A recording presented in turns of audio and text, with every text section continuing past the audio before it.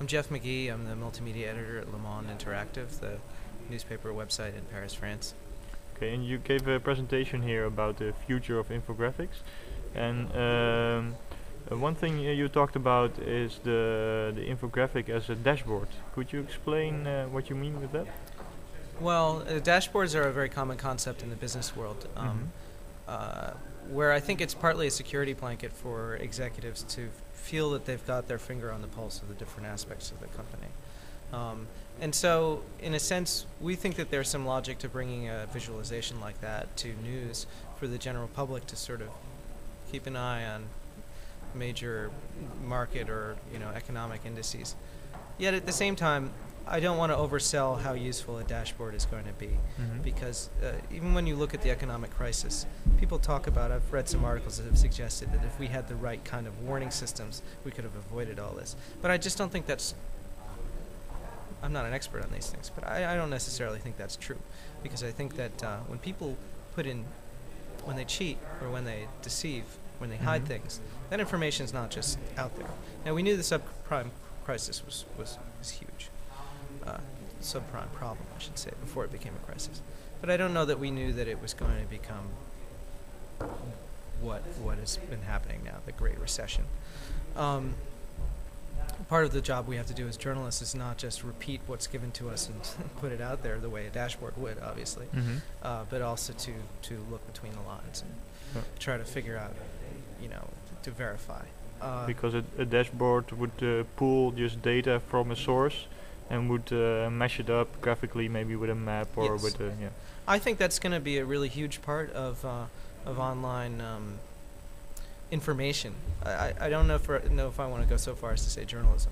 I think that news organizations should be on top of these things. They should have access to them, just like newsrooms have Bloomberg terminals, many of them with tons of information. But there's a lot of garbage in information also. We have seen the dark side of measured performance in America. No Child Left Behind is a piece of legislation that required schools to meet minimum test scores. The unintended consequence was that we started teaching tests instead of education. We gave people incentive to cheat. In New York City, crime plummeted at the end of the 1980s and the early 1990s. So a big part of Rudolph Giuliani's tenure as mayor, a big part of his reputation.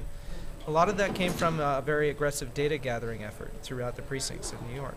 But we saw in analysis that a lot of this information was really sort of massaged, that was in a sense it was a numeric press release.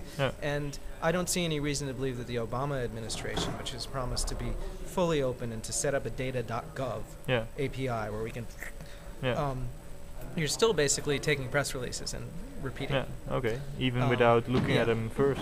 So I think that the important things are really going to come from regulated industries, where there's much more legal teeth to do with the type of information we get. Also, I think that the U.S. government, and I speak less about Europe, but I'm sure the European Parliament is a good example of where this would be useful, as opposed to maybe the individual governments. It'd be interesting to see how those numbers check out against each other.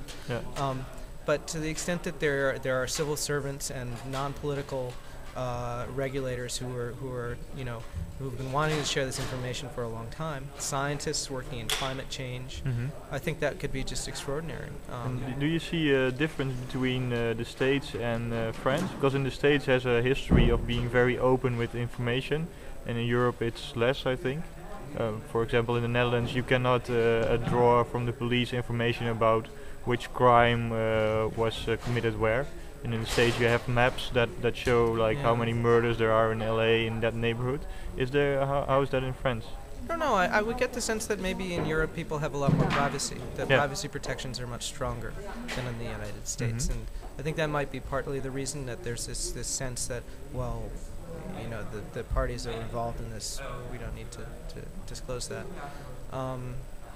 Libel laws are different than in America, where you can get away with a lot more revelations about other people.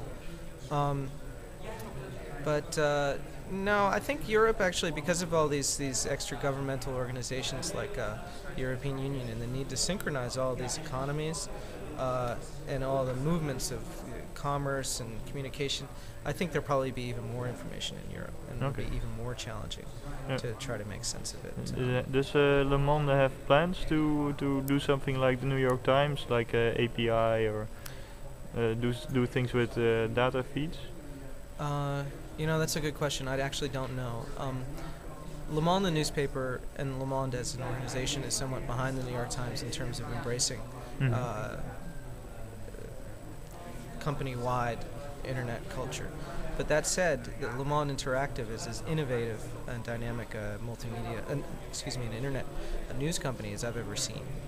And it's one of the reasons that I'm there, because they actively recruited me, and they really do have their eyes open to what's going on. They just won the Best iPhone Application Award. Search has been sort of a weak point for Le Monde, and it may be that an API would be part of their plans to revamp the search capabilities. I wouldn't discount the possibility, because the content management system is very well geared towards creating feeds and things like that. But I don't know. It's really the Guardian and the Times API. They're really such a. I don't want to say they're a gamble, but it seems like they're very speculative as far as what comes from the next. Now, Guardian has a plan to attach their advertising model to the feed. Yeah.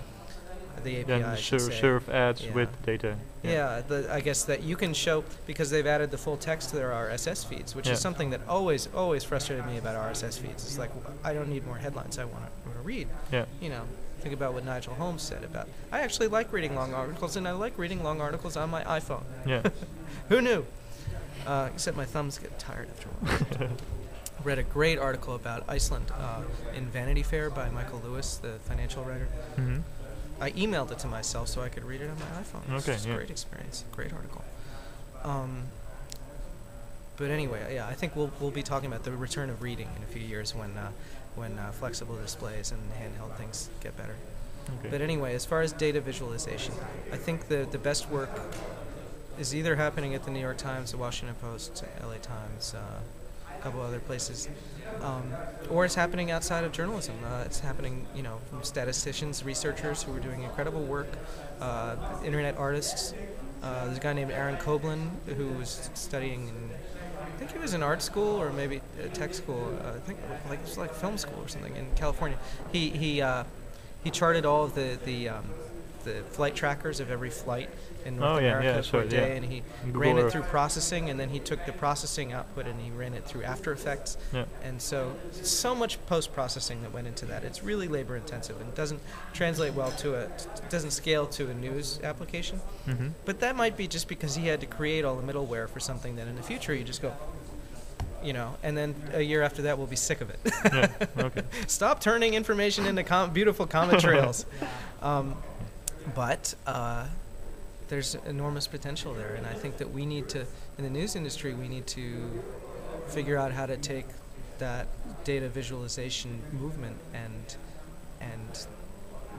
figure out how to optimize it for news so that it's clear, it's more intuitive, it's really airy-fairy sometimes. Like some of the stuff I find very difficult to understand, but I go, ooh, pretty. And I just don't have a lot of patience for that as far as being in a news application where we're trying to inform people, even our aunts and uncles and maybe grandparents. But of course, I don't think that the generative artists would disagree with me on that either.